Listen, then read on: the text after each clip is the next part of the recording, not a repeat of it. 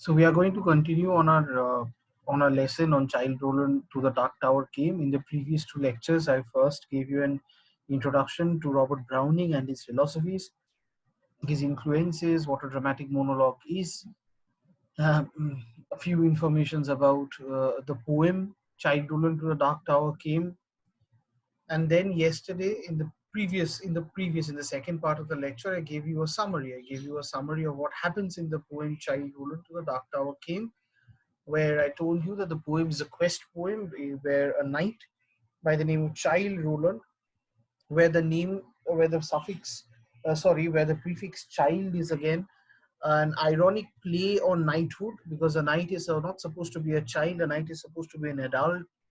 Uh, the knight is supposed to be a strong, sturdy, uh, idealistic adult, but by using the name child in front of the name of the knight, which is Roland, Browning is questioning the very institution of all knights being uh, brave, loyal, and matured. Very important that is. So the word child gives you the idea, gives you the senses of, gives you feeling like sick, that the person is of fickle nature, is not a very matured person, for someone who cannot always be trusted, someone who does not know what is best for themselves. And so the word child has been used just to even ironicize the institution of knighthood, the institution that Roland holds, even more.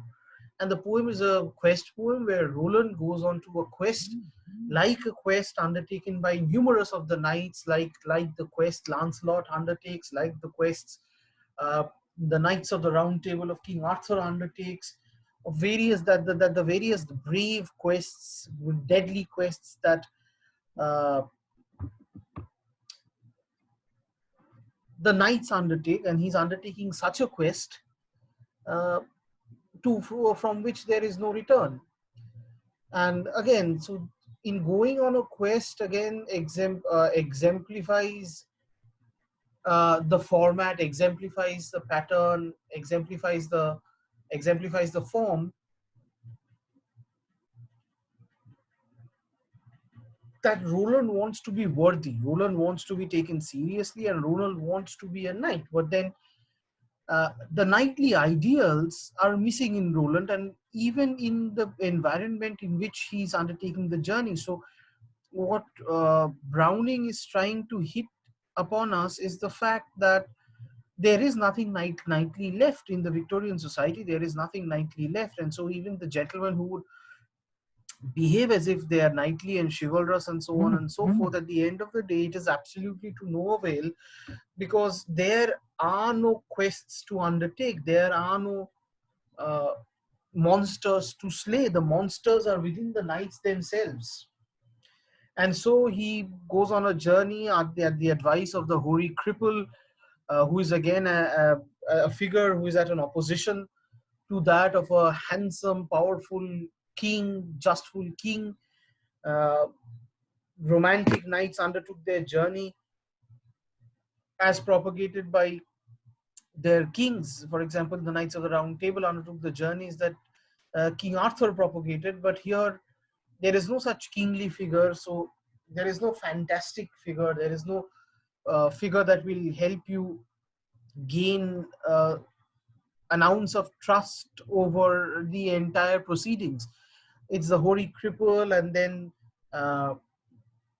Roland engages in his journey, and he's destabilized by the grotesque environment, the almost desperate environment. And in trying to seek inspiration, he recollects two of his friends, Gilles and Cuthbert, who are not model knights. They have been disgraced for their betrayal. So, in looking for courage, in looking for inspiration, Roland is looking towards two disgraced knights. So again, that also speaks volumes about everything. And at the end, he reaches the Dark Tower, and when he realizes the actual futility of his journey, he sees the other knights who have been standing there and who have wasted their life in coming there. and there is no return, because if he returns and he needs to, there is no way that he'll be able to face the public. He's going to face society back. As a result, he's going to face society back.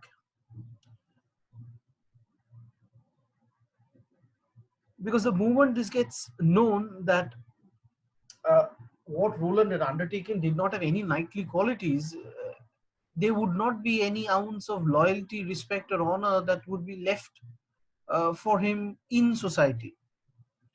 And so he comes to the Dark Tower and he cries aloud, "Child Roland to the Dark Tower came," almost like his final cry, his final nightly cry, because the moment he is there at the Dark Tower, his negation as a knight starts.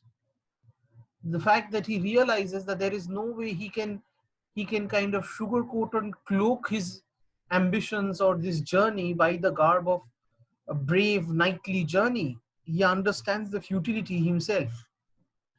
So this was what the poem was about. Now we are going to discuss the motives and the themes today. Sorry, uh, the motives and the themes today.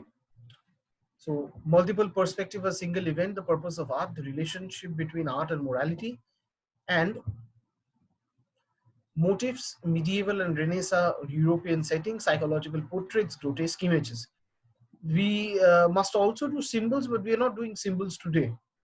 So multiple perspective on a single event. See, by using the dramatic monologue structure, uh, Browning is making his poem, he's keeping his poem not just as a poem, but he's keeping his poem like a dramatic piece where there are characters and who speaks. Now it is a different thing that there is one speaker who speaks and the words of all the other speakers are directed towards the audience by that singular speaker in indirect speech. But nonetheless, it gives you multiple perspectives of the single events, what people were thinking, what people had said, how they reacted.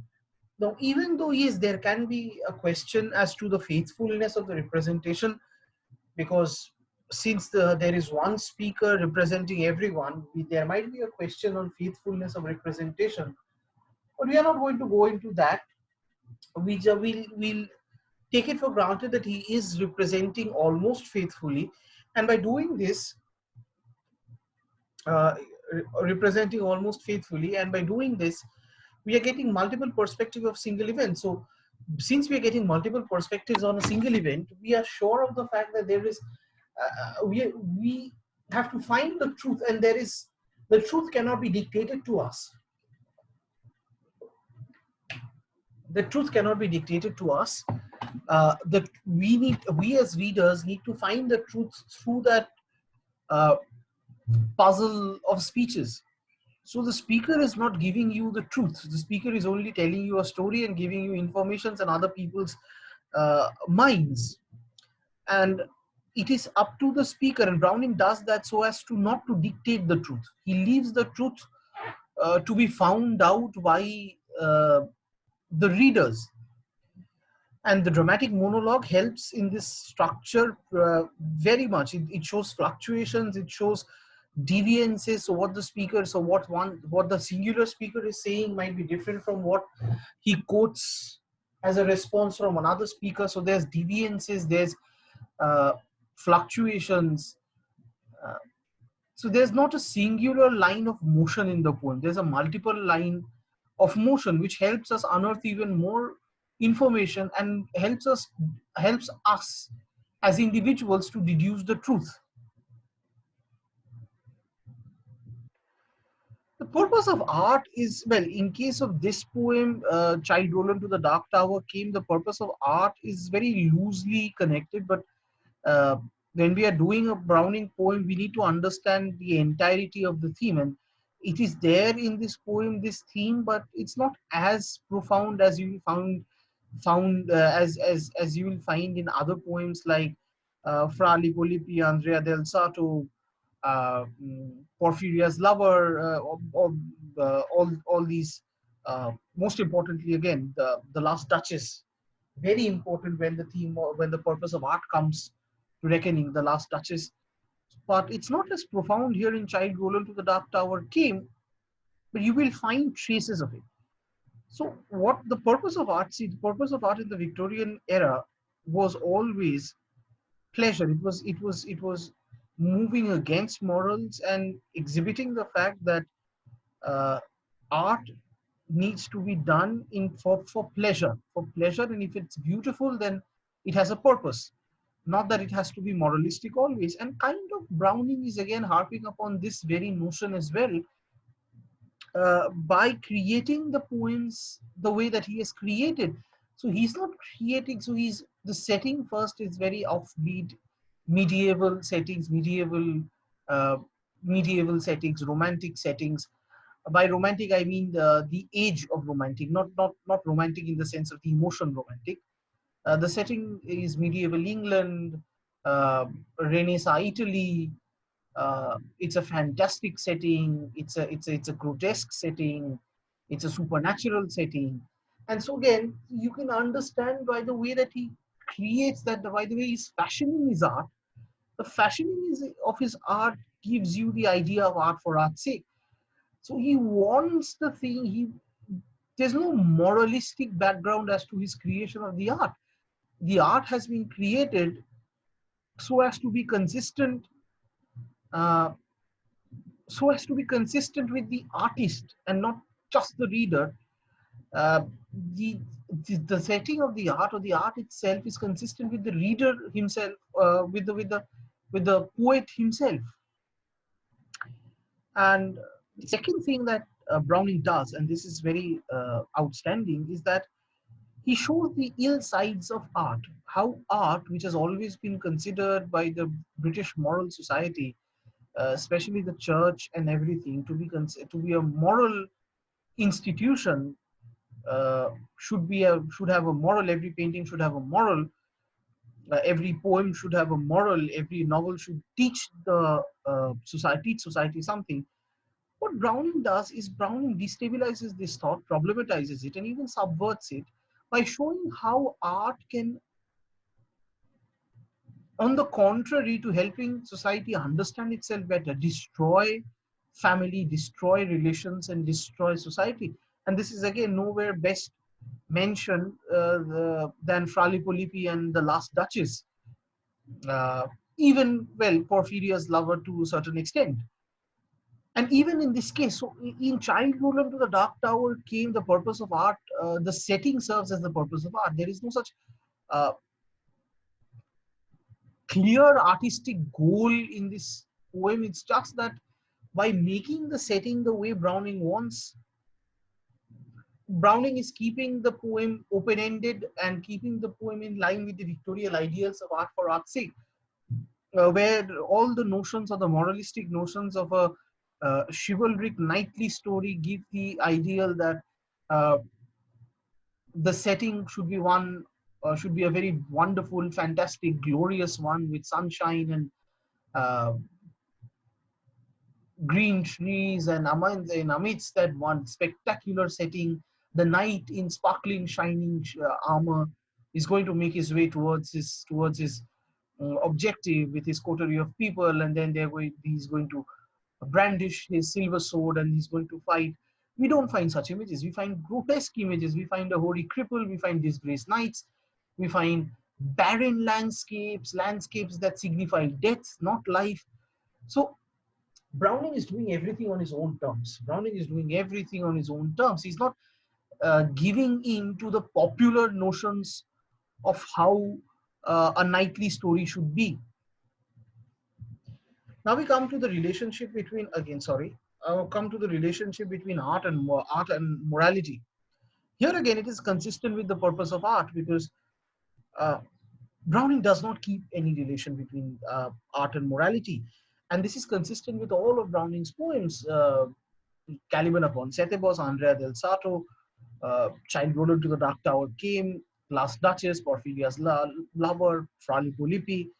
This is something constant. So when the previous institutions of society were always harping upon the fact that there should be a relationship between art and morality, Browning is evidently trying to destabilize it by not even showing that there need not be a relation between art and society.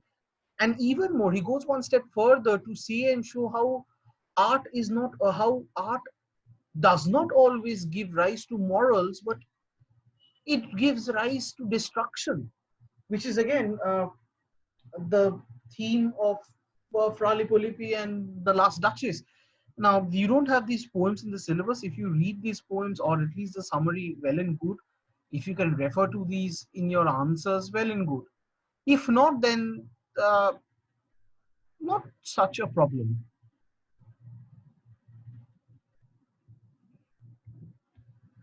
Okay, now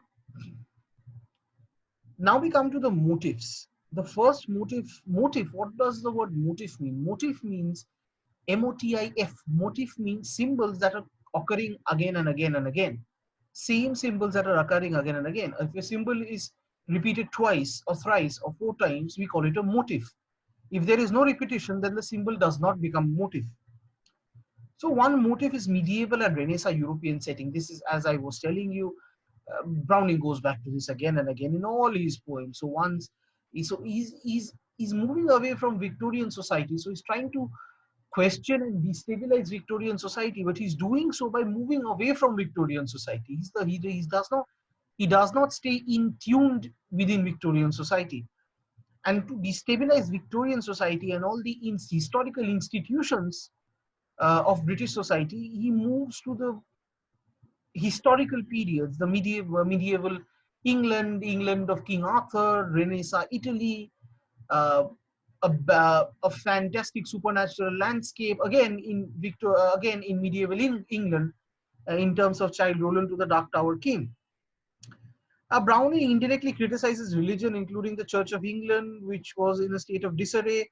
Now, these are something that, well, every poet does something or the other because there is a reason. So, well, in uh, destabilizing all the notions of morality or knightliness, he is evidently trying to problematize and question the institutions, and not only the Victorian institutions, but the institutions of the settings that he is putting forward.